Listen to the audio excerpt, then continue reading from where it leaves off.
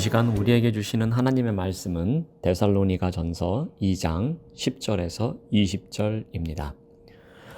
우리가 너희 믿는 자들을 향하여 어떻게 거룩하고 옳고 흠없이 행하였는지에 대하여 너희가 증인이요 하나님도 그러하시도다. 너희도 아는 바와 같이 우리가 너희 각 사람에게 아버지가 자기 자녀에게 하듯 권면하고 위로하고 경계하노니 이는 너희를 부르사 자기 나라와 영광에 이르게 하시는 하나님께 합당히 행하게 하려 함이라.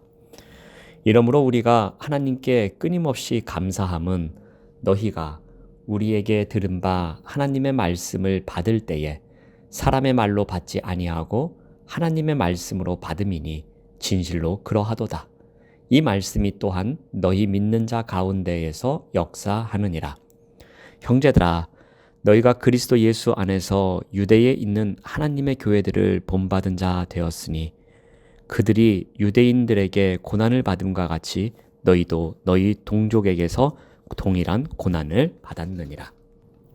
유대인은 주 예수와 선지자들을 죽이고 우리를 쫓아내고 하나님을 기쁘시게 하지 아니하고 모든 사람에게 대적이 되어 우리가 이방인에게 말하여 구원받게 함을 그들이 금하여 자기 죄를 항상 채우매 노하심이 끝까지 그들에게 임하였느니라.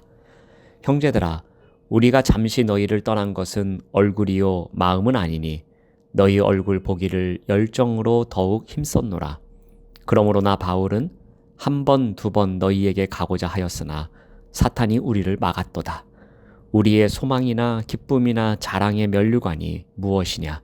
그가 강림하실 때 우리 주 예수 앞에 너희가 아니냐? 너희는 우리의 영광이요 기쁨이니라. 아멘. 오늘 이 말씀으로 바울 선교팀의 사역이라는 제목으로 함께 말씀을 나누겠습니다. 바울 선교팀의 제일 사명은 교회를 세우는 일이었습니다. 바울 선교팀의 제일 사명을 위해서 데살로니가 교회를 세우기 위해 어떻게 했는지 오늘 말씀을 통해 한번 살펴보겠습니다. 먼저 바울 선교팀은 성도들에게 말씀 사역을 합니다. 말씀 사역에 임한 선교팀의 태도를 먼저 2장 10절에서 이렇게 이야기를 합니다. 우리가 너희 믿는 자들을 향하여 어떻게 거룩하고 옳고 흠없이 행하였는지에 대하여 너희가 증인이요 하나님도 그러하시도다. 말씀 사역을 어떻게 했는가 하면 거룩함으로 했다라고 합니다. 즉 구별되고 성별된 삶을 살았다는 이야기지요. 하나님과의 관계, 말과 행위에 있어서 규범의 어긋남이 없도록 칭송의 대상이 될 정도의 삶을 살아가면서 말씀 사역을 했다라고 합니다. 또한 그들의 태도는 흠이 없다고 합니다. 이 말은 바울 선교팀이 하나님에 대한 태도와 의무를 다 했다라고 보면 될 것입니다.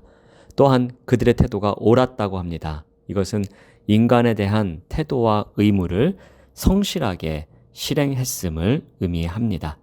즉, 선교팀은 사람들에게 비난이나 책망거리를 제공하지 않는 태도로 복음을 전하는 삶을 살았다는 것입니다. 이러한 선교팀의 태도에 대해서 너희가 증인이고 하나님도 증인이라고 이야기를 합니다. 그만큼 선교팀의 태도의 진실성에 대해서 강조하고 있고요. 본이 되는 삶을 통해서 말씀 사역을 행했음을 이야기합니다. 또 말씀 사역을 하는 가운데에 그들의 마음이 어떠했는지도 이야기합니다. 우리 11절 말씀을 보시면 너희도 아는 바와 같이 우리가 너희 각 사람에게 아버지가 자기 자녀에게 하듯 권면하고 위로하고 경계하였다라고 합니다.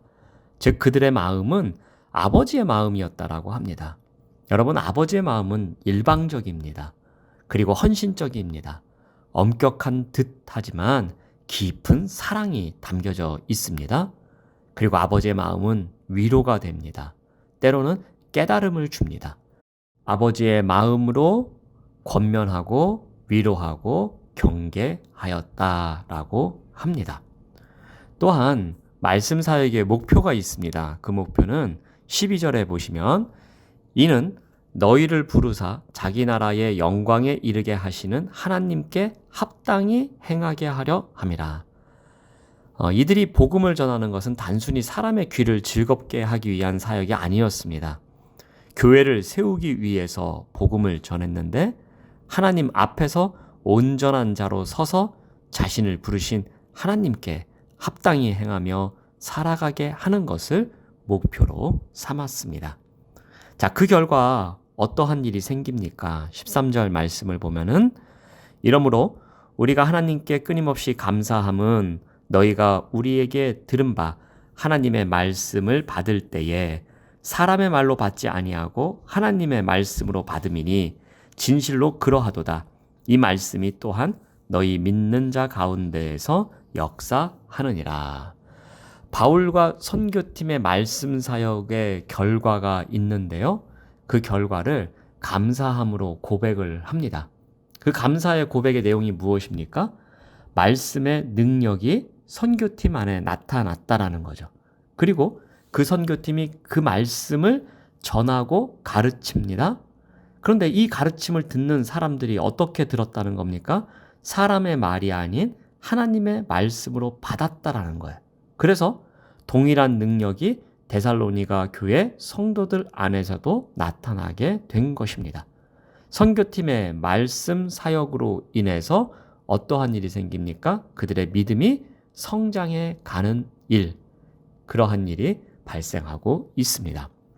그런데 데살로니가 교회가 꽃길만 걸어가는 것이 아니었습니다. 복음을 듣고 말씀에 따라서 살아가는데 고난과 핍박이 함께하고 있었습니다. 우리 14절 말씀을 보시면은 형제들아 너희가 그리스도 예수 안에서 유대에 있는 하나님의 교회들을 본받은 자 되었으니 그들이 유대인들에게 고난을 받음과 같이 너희도 너희 동족에게서 동일한 고난을 받으리라. 유대 지방의 교회들이 동족에게 고난을 당했습니다. 이와 마찬가지로 데살로니가 교회 성도들도 동족에게 고난을 받는다라고 합니다. 어떠한 고난을 받습니까? 유대인들이 이런 일을 했습니다. 2장 15절 말씀을 보시면은 유대인은 주 예수와 선지자들을 죽이고 우리를 쫓아내고 하나님을 기쁘시게 하지 아니하고 모든 사람에게 대적이 되었다라고 합니다. 유대 지방의 교회들이 이러한 유대인들에 의해서 고난을 당한 것처럼 이제는 데살로니가 교회 사람들이 이러한 어려움을 당하고 있습니다. 마치 예수 그리스도를 죽인 것처럼 데살로니가 교회 사람들을 죽이려고 합니다. 또한 사도행전 8장 1절에서 3절에 의하면 유대인들이 그리스도인들을 이스라엘 땅에서 몰아내고 박해했던 것처럼 지금 현재의 데살로니가 교회 사람들을 쫓아내려고 합니다. 또 그들은 하나님과의 관계에서 문제를 일으켰듯이 여기서도 하나님을 기쁘시게 하지 아니하고 있습니다. 그리고 모든 사람들에게 대적이 되고 있습니다. 자, 이러한 유대인들이 무슨 일을 하였는지 16절에 다시 한번 강조하고 있는데요. 우리가 이방인에게 말하여 구원받게 함을 그들이 금하여 자기 죄를 항상 채움에 노하심이 끝까지 그들에게 임하였느니라. 선교팀이 복음을 전할 때마다 유대인들이 가로막고 있다는 말입니다. 그 결과 유대인들은 자신들의 죄를 항상 채우게 되어 있으며 그 결과 하나님의 노하심이 끝내 임하였다라고 기록하고 있습니다.